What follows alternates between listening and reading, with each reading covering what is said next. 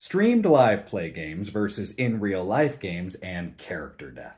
This is a continuation of my series of comparing things that work in one medium and might not necessarily work in the other, comparing live play games to in real life games. And today we're going to talk about character death. This is going to be a bit of a deep dive into this topic, so strap in. In a lot of the biggest live play games, think Critical Role, character death is not something that happens that often.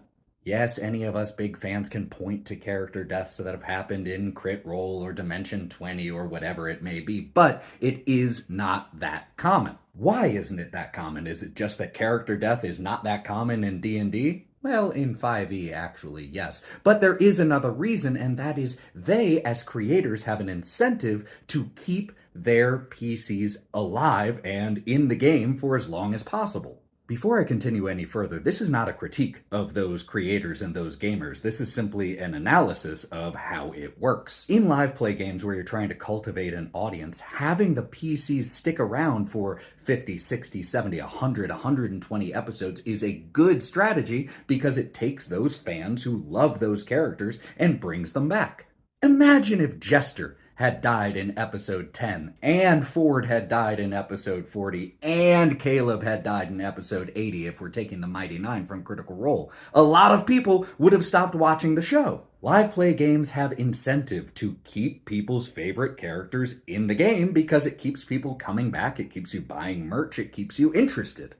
All of this is totally understandable and makes total sense, and I would do the exact same thing if I were in their shoes. However, I think that this has also led a lot of people whose main exposure to TTRPGs and D&D is those live play games to think that character death is something that should not happen. They might be inclined to think that character death is anathema because they almost never see it in 100+ sessions.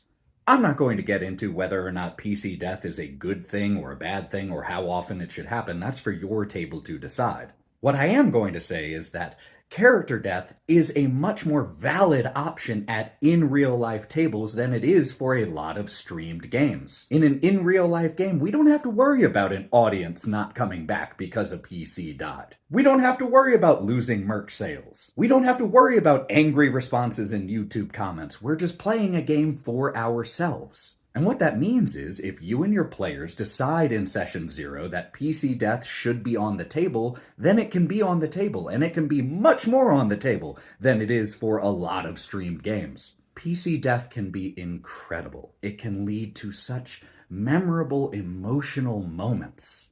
So all I'm saying is, newer players and newer DMs, just because you don't see much character death on Crit Role and other big streamed games, doesn't mean that character death shouldn't be an option in your game. It doesn't mean that character death is a failure of the DM or of the players or of the game. It can be really awesome.